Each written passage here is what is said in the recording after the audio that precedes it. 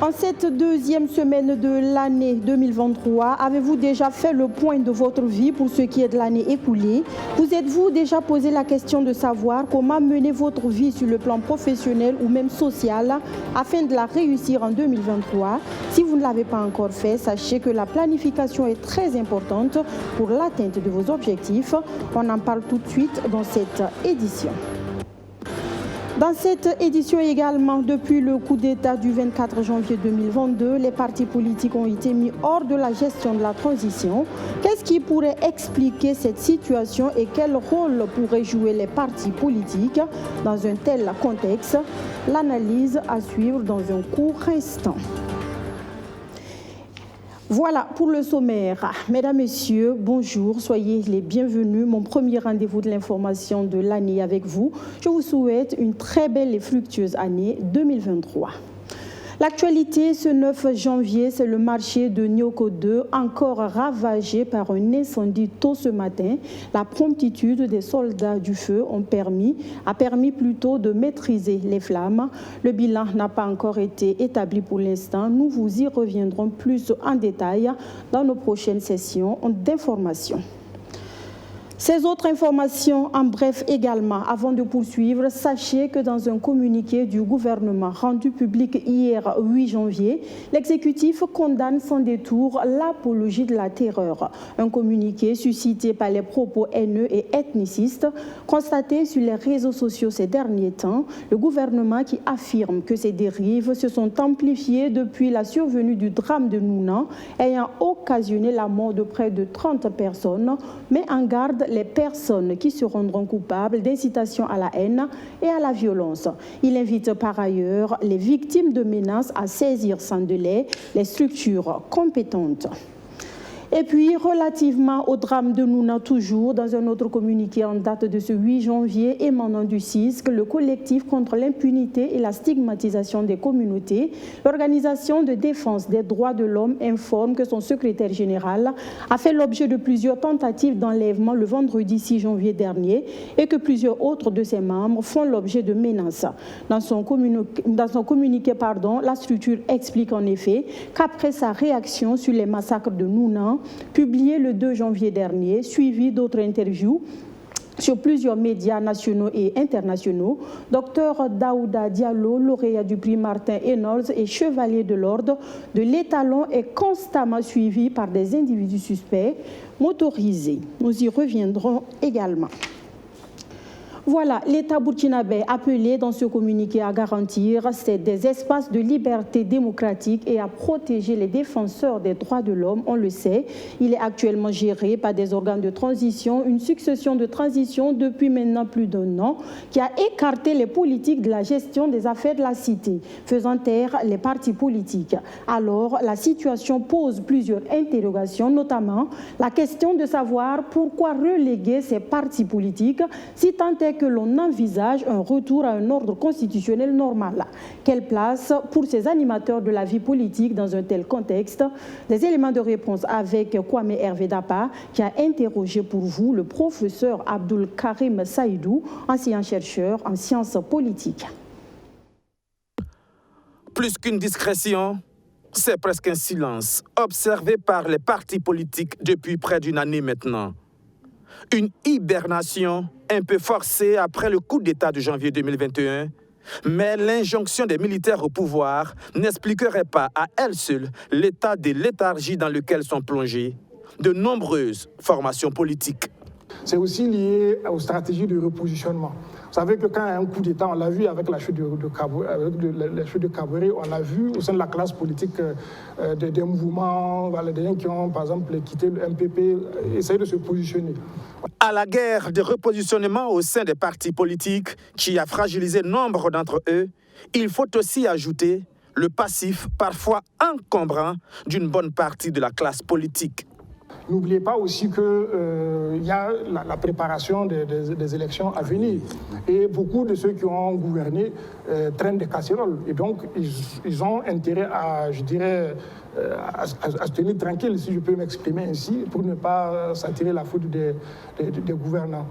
Au-delà de ces considérations, il y a un sentiment général dominant, très défavorable aux acteurs politiques, et de plus en plus, le débat sur leur rôle dans la gouvernance se pose. Les partis politiques sont des acteurs incontournables. Dès lors que nous sommes dans une démocratie, où nous aspirons en tout cas à construire une démocratie consolidée, on ne peut pas faire l'économie des partis politiques. Les partis politiques ont mauvaise presse, presque dans tous les pays du monde. Mais en même temps, historiquement, aucune démocratie libérale ne s'est construite sans partis politiques. Et pour permettre à ces acteurs politiques de jouer pleinement leur rôle, il faut un retour à un ordre constitutionnel adéquat. Et c'est là que se pose la question sur la suite de la conduite de la transition au Burkina Faso comme au Mali. Voilà. Moi, je fais l'hypothèse que dans les deux pays, nous n'avons pas affaire à des régimes de transition ordinaires. Nous avons plutôt affaire à des régimes qui ont vocation à se pérenniser, donc à construire une nouvelle entreprise politique de domination. Une analyse tout de même nuancée par certaines actions enregistrées ces dernières semaines. J'ai constaté que la Commission nationale électorale a organisé un grand forum régional sur les élections. Et je sais que sous Damiba, la présidence avait en tout cas mis son veto. Et donc, je crois que c'est un bon signe qui peut indiquer que nous sommes dans le processus de retour à l'ordre constitutionnel. Mais il faut attendre de voir, en tout cas, les derniers développements qui vont suivre, voilà, pour se faire une idée beaucoup plus claire. 2023 et les 12 mois à venir seront sans doute assez déterminants pour la suite des événements. Loin des institutions étatiques, nous sommes en début d'année. Je vous invite maintenant à faire chacun une introspection. Quand les 12 coups de minuit ont sonné, vous êtes-vous demandé si vous êtes parvenu à réaliser vos rêves de votre vie de 2022? Avez-vous pu réaliser vos objectifs de l'année? Si oui ou non, là n'est plus véritablement la question. La question est maintenant de savoir comment aborder cette nouvelle année afin de la réussir. Benjamin Kwame s'est intéressé à ce sujet. Il nous apprend qu'il faut écrire ses objectifs. Il nous apprend également qu'il faut même les visualiser chaque soir au coucher pour permettre au cerveau de ne pas les oublier. C'est le grand format de ce 13h que je vous invite à suivre. En 365 ou 366 jours, c'est selon, plusieurs personnes avaient décidé de connaître une ascension dans leurs différentes activités, gravir des échelons ou atteindre des objectifs escomptés pour un épanouissement socio-professionnel. Beaucoup n'ont pu relever le défi qu'ils se sont assignés eux-mêmes, mais il y en a d'autres qui y sont parvenus. Côté social, on arrive quand même à joindre les deux bouts, à pouvoir quand même trouver du temps pour la famille, trouver du temps pour ses amis. Mais de l'autre côté aussi, il faut travailler. Et je me dis souvent, on travaille pour vivre, mais on vit aussi pour travailler. Justement, travailler pour vivre et surtout dignement, c'est ce que s'est fixé comme objectif majeur Séraphin Zoundi depuis l'obtention de son baccalauréat. Il est aujourd'hui étudiant en 4e année de pharmacie. Il se positionne comme son propre challenger chaque année. Stagiaire au CHE de Bogodogo, le jeune étudiant a ouvert parallèlement un atelier pour la confection des meubles. Je suis étudiant en 4e année, mais je suis également dans le monde des meubles. Donc j'ai pu faire beaucoup de résolutions dans ce domaine-là. Oui, la résolution, elle s'appréhende comme un ardent désir que l'on fait, pour lequel un individu est prêt à payer le prix fort pour son accomplissement. Quand les idées sont fraîches, elles sont faciles à prendre, mais au cours de l'année, elles ne se réalisent pas. Premier frein à l'origine, la planification des objectifs. C'est ce que pense ce coach en développement personnel. La question de la planification de l'objectif. Beaucoup de gens ont des projets mais qui ne sont pas planifiés. Si vous ne le planifiez pas, il ne s'accomplira pas. Le R, c'est le réalisable. Et là encore, nous avons beaucoup d'objectifs qui ne sont pas réalisables. Il ne s'agit pas c'est pas juste un vœu qu'on fait comme ça. Non, il y a une analyse qui fait d'un état ancien, qui mesure nos ressources et nos capacités, qui dit, ben tiens, à partir de ça, voilà ce que je pense objectivement pouvoir atteindre. Donc il faut qu'il soit réalisable. Pour ce faire, il faut un délai de réalisation et en la matière, les exemples ne manquent pas. Le mois de janvier, au moins, doit être consacré à la répétition, c'est-à-dire à la fixation de l'objectif. Prenons quelqu'un qui avait à peine 200 000 francs par mois, qui dit que bon, lui, en cette année, il décide de gagner 5 millions. Il n'y croit même pas. Il le dit comme ça, il n'y croit pas et ça ne s'accomplira pas. Il ne s'agit pas de le dire. Qu'est-ce qui va te permettre de passer de 200 à 400 ? Est-ce que tu cherches un nouvel emploi ? Est-ce que tu travailles pour obtenir une promotion ? Est-ce que tu fais des activités connexes complémentaires ? C'est visiblement cet ensemble qui permet à notre étudiant entrepreneur de concilier les deux activités, suivre le stage à Bogodogo, apprendre les cours de l'université et confectionner en même temps les meubles commandés par des clients. Pour un étudiant entrepreneur que je suis amené à travailler, je dirais même 3 fois plus qu'un étudiant simple en pharmacie. C'est-à-dire que je dois non seulement travailler pour pouvoir valider mes matières et encore travailler pour pouvoir satisfaire mes clients. Parce que l'entrepreneuriat, ce sont des gens vraiment qui mettent leur argent dans la fabrication des meubles et ils attendent. Et ces dernières personnes-là attendent vraiment des résultats. Cela doit être un leitmotiv personnel à l'oreille de chaque année dans le milieu professionnel. Il faut travailler plus pour surpasser les résultats précédents. Une attitude qui vous mettra sur la liste des meilleurs. Je donne l'explication avec le sport. Qu'est-ce qui fait de Ronaldo, et tous les passionnés vont peut-être me tomber dessus. Quand on voit Ronaldo et son compère Messi, on se rend compte aisément que Ronaldo est un travailleur, c'est ça ? Il bosse dur. Quand on fait la répétition d'un exercice, on va vous dire qu'il s'entraîne beaucoup plus que les autres. Ça produit ce qu'on appelle des réflexes. Les réflexes sont des automatismes. Ce qui fait que quand il est sur le terrain, il ne réfléchit pas. Parce que s'il devait réfléchir pour jouer aussi vite et bien, il ne pourrait pas. Pour parvenir donc à une fin heureuse, Abdul Karim Bandé conseille par exemple d'écrire ses objectifs, les répéter surtout dans la soirée et au quotidien. À côté, il faut aussi méditer tant sur ces défis que sur le volet spirituel. Faire des évaluations de ce qui a été entrepris de façon trimestrielle et semestrielle. Mais aussi ne pas oublier de concilier la vie professionnelle et sociale, car le but de tout ceci, c'est d'être heureux avec le minimum que l'on a. Je vous donne mon exemple. Nous avons décidé cette année d'attribuer un budget à nos enfants. Et une fois par mois, nous avons l'obligation, mon épouse et moi, de les conduire au supermarché pour qu'ils fassent leurs achats. C'est une opportunité d'interaction en même temps avec eux et on leur apprend en même temps à gérer leur budget. Ça doit se faire une fois par mois, soit à la fin du mois, soit au début du mois. L'autre chose à mettre en avant, il faut créer un environnement favorable pour l'atteinte de ces objectifs. Cela passe par ce que vous écoutez, ce que vous voyez et ce que vous entendez. Tout cela doit être conforme aux défis que l'on veut relever, indique Abdul Karim Bandé.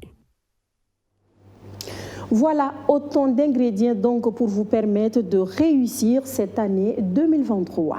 Vivien Saint-Poré, étudiant à la faculté de sciences de la vie et de la terre à l'université Joseph Kizerbo de Ouagadougou, lui sait depuis maintenant 4 ans quelle direction donner à sa carrière professionnelle et il s'y attelle.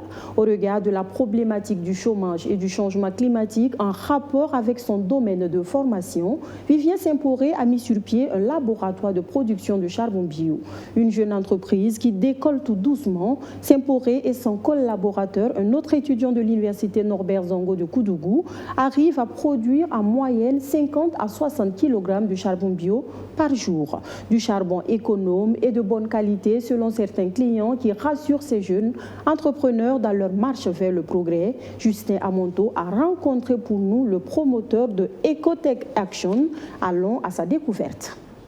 Ça fait pratiquement 4 ans que Vivien Saint-Poré, étudiant en SVT, Sciences de la vie et de la terre, à l'université Joseph Kizerbo, combine études et fabrication du charbon bio. Dans le quartier Zongo de la ville de Ouagadougou, Vivien et son équipe produisent du charbon bio à base de déchets forestiers et ménagers. Vivien a choisi de combiner les études et l'entrepreneuriat pour prendre de l'avance sur son avenir. Et beaucoup d'étudiants attendent la cravate, le bureau, le climatiseur, un bic à la main, on a ici, on signe, et à la fin du mois, le salaire tombe. Mais sans que l'État, le gouvernement ne peut pas tous nous employer. Vous voyez, quand on lance le concours, vous voyez la queue qui s'aligne devant les points de dépôt, c'est exorbitant. Souvent, on veut 10 personnes et il y a 1000, 2000 qui sont alliés. C'est compliqué. Donc, il faut que d'autres personnes passent à autre chose. Des difficultés d'emploi après des études, il est conscient de cela. Ce projet de production du charbon écologique est pour lui et son équipe une solution pour anticiper sur la recherche d'emploi après les études. Vivien et son collaborateur savent aussi qu'entreprendre n'est pas chose aisée. Quand on est étudiant et qu'on veut entreprendre, vraiment c'est difficile parce que il y a le coût. Pour entreprendre, il faut faire un peu d'argent. Il ne peut pas entreprendre à la base de 0 francs. Il faut un peu d'argent pour payer le matériel nécessaire et beaucoup de choses avant de commencer à travailler.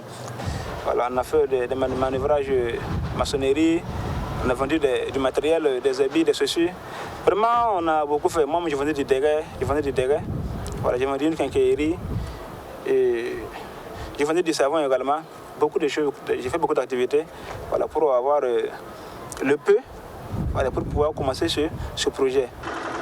Avec ce projet de production de charbon bio, ces jeunes étudiants entrepreneurs mènent ainsi le combat contre le changement climatique et la déforestation au Burkina Faso. Collaborateur de Vivien, François Yameogo est étudiant en géographie à l'université Norbert Zongo de Koudougou.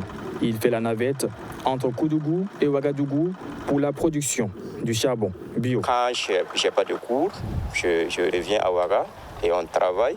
Je fais la navette Ouaga-Koudougou pour pouvoir faire la production de ce charbon. L'ambition, c'est de pouvoir résoudre le problème des changements climatiques. On s'est connus à l'université, et nous sommes également dans des jeunes du quartier, des amis du quartier ensemble. Voilà. On faisait le thé ensemble dans les grains. Chaque fois, on essaie d'échanger ensemble pour voir comment préparer l'avenir. Parce qu'en tant que jeune, en tant que garçon, il y a beaucoup de choses qui nous attendent dans le temps. Donc, il fallait qu'on commence à préparer l'avenir dès maintenant pour ne pas être pris au piège après. Selon ces jeunes étudiants, combiner les études et l'entrepreneuriat permet de s'en sortir financièrement. Avec le peu de moyens, ils produisent environ 50 à 60 kg de charbon bio par jour d'activité. Ils vendent le kilogramme à 250 francs CFA sur le marché. Tous ceux qui ont pris le charbon, qui ont utilisé, reviennent. Parce que c'est un charbon vraiment qui est très très efficace et qui a beaucoup de propriétés supérieures par rapport au charbon et de bois. Vous voyez, c'est précisément que vous voyez une briquette comme ça à 4 heures d'autonomie. Voilà, si vous l'allumez, vous déposez, il faut 4 heures de temps avant que ça ne vienne de la cendre. 4 heures de temps. Donc ça dure plus que le charbon. Puisque le charbon de bois, si vous allumez au moins 1h30, 2 heures, c'est déjà de la cendre. Les témoignages des clients en ce qui concerne le charbon bio sont positifs. C'est très efficace. J'ai cuisiné avec ça. J'ai éteint après avec de l'eau. C'est resté solide et je l'ai utilisé encore une prochaine fois. Ce charbon est vraiment efficace. Voilà. Chaque soir, nous, on s'assied au grain, on fait le thé. Donc, pour utiliser les charbons du bois, on voit que on souffre même souvent. Donc, on préfère venir prendre le charbon avec Vivien. Voilà, quand on utilise ça, vraiment, c'est très bien. On active bien le feu, le thé, vraiment, c'est propre. On veut que vraiment, il n'a qu'à continuer sur cette lancée de se battre pour que vraiment, son projet puisse aller plus loin. Avec son entreprise Ecotech Actions, spécialisée dans la production du charbon écologique, Vivien Saint-Poré ambitionne, avec l'appui des personnes de bonne volonté, avoir un espace et d'autres machines pour produire à grande échelle le charbon bio. Il veut étendre son business dans plusieurs autres villes du Burkina Faso.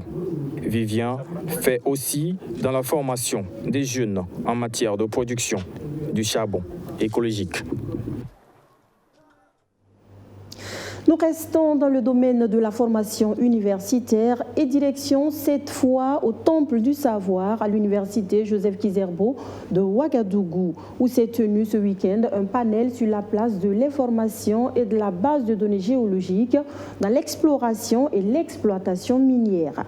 Initié par le département des sciences de la Terre, il vise à expliquer aux étudiants en géologie qu'il existe des débouchés en lien avec leur formation, notamment le métier de gestionnaire des bases de données géologiques, un métier peu connu au Burkina Faso selon le département. Les précisions de Abdou Aziz Sari. Dans le secteur minier, elles occupent une place de choix. Les bases de données géologiques aident le géologue minier dans la prise de décision en ce qui concerne l'estimation, l'établissement de la technique d'exploitation et le traitement du minerai. En dépit de son importance, le métier de gestionnaire de bases de données géologiques reste peu connu au Burkina Faso, selon les experts du domaine. Donc nous avons vu que c'est un secteur qui n'est pas très bien connu, surtout au niveau du milieu géologique qui n'est pas très bien connu, parce que quand on est à l'université, on a tendance à mettre l'accent sur le travail de terrain. Disons, quand on quitte l'université, qu'on arrive dans l'entreprise, on a plutôt tendance à mettre l'accent sur le travail de terrain. On ne pense pas qu'il y a d'autres choses, d'autres activités, d'autres débouchés à côté au bout de cette formation géologique-là. C'est donc pour inciter les étudiants de la filière géologie à s'intéresser à ce corps de métier que se tient ce panel sur l'utilité de l'information et de la base de données géologiques dans l'exploration et l'exploitation minière.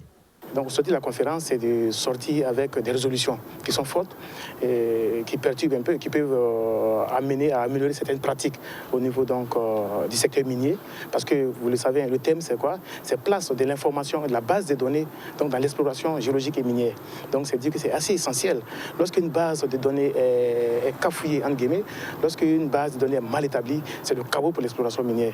Donc, ici, on doit pouvoir sortir avec des résolutions fortes, à même de pouvoir assainir ce milieu-là.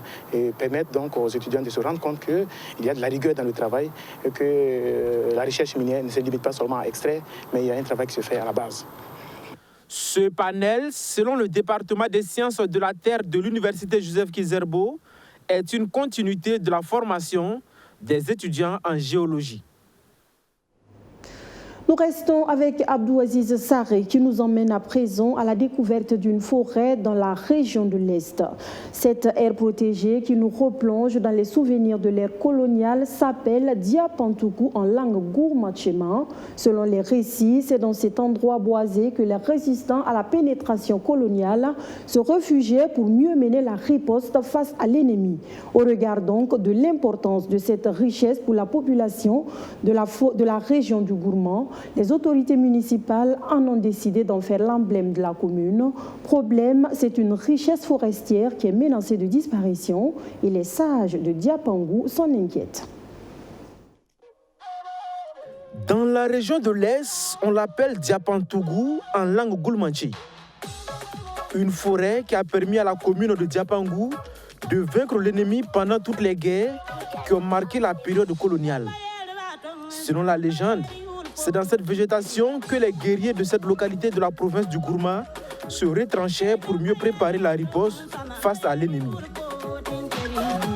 Le site constituait aussi une zone de refuge pour la population de Diapangou en cas d'attaque. Mais le Diapantougou, c'est un énorme buisson qui a été vraiment l'œuvre de Benga, le papa du roi Youabélé. C'était une forteresse faite de haies vives, d'épineux, et qui entourait une rivière. Et c'est là-bas que ça donnait le nom Diapantougou. En cas d'attaque d'ennemis, l'alerte est donnée et tous les combattants venus de partout de Sondiema, ils se retrouvent à l'intérieur pour maintenant mener une contre-attaque. C'est au regard de tout ce que cette forêt a incarné pour la commune de Diapangou que les autorités municipales de la localité ont fait d'elle l'emblème de la commune.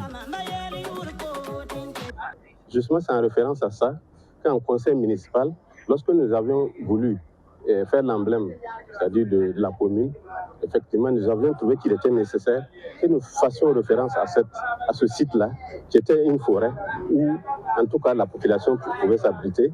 Quand vous prenez effectivement le logo, vous voyez effectivement cette forêt. Et également, quelqu'un qui est en train de tirer qui a l'arme qui est en train de vouloir tirer. Parce que Diapangou était quand même une population réputée, en tout cas guerrière, qui a toujours vaincu les ennemis dans son tas. Donc c'est ça un peu qui constitue le logo donc, de la commune de Diapangou. Malheureusement, depuis quelques années, cette forêt historique commence à se vider de ses arbres du fait des changements climatiques. D'où l'appel à l'aide des sages de la localité. Nous avons tenté à 2 reprises de reboiser le site. Manque de grillage pour la protection, les plantes sont mortes. Notre souhait, c'est reverdir cet endroit historique. Selon l'ancien maire de la commune de Diapangou, des démarches avaient été entamées lorsqu'il était encore aux affaires pour préserver la forêt Diapantougou. Il espère que ses successeurs vont s'inscrire dans une logique de continuité pour permettre à ce patrimoine de retrouver son lustre d'antan.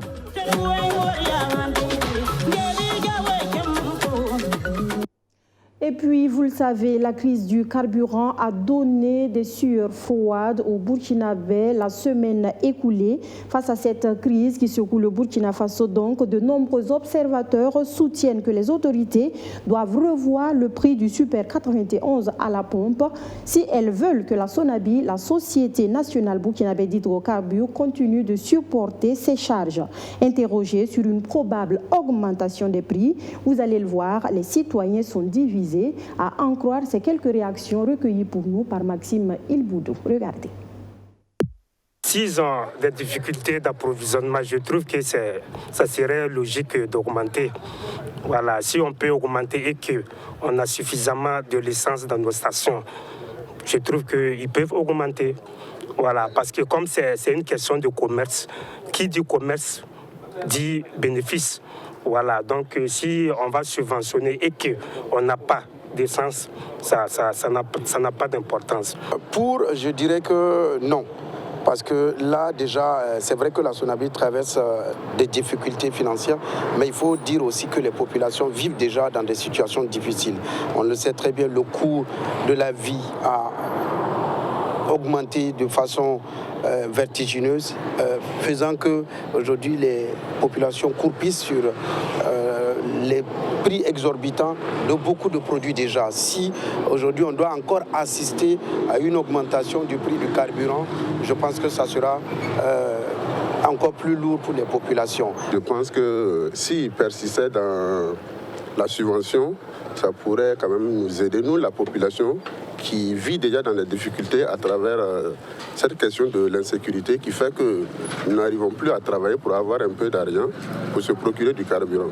Alors que quand la situation devient un peu compliquée comme ça, si on augmente encore les prix, en réalité, ça va jouer encore plus sur l'économie de la population. Donc je pense que non, si l'État pouvait trouver des voies et moyens pour pouvoir recadrer encore et continuer à subventionner, ferait notre affaire. Je ne suis pas pour l'augmentation du prix du carburant, puisque déjà, ils ont déjà augmenté le prix du carburant avant. Donc, s'ils vont le faire encore, je pense que ça va jouer sur le panier de la ménagère. Même si à l'échelle internationale, le prix augmente, quitte à nos autorités de travailler à ce qu'on puisse avoir le prix un peu moins réduit parce que les salaires des uns et des autres n'augmentent pas. Par contre, le prix du carburant et des autres,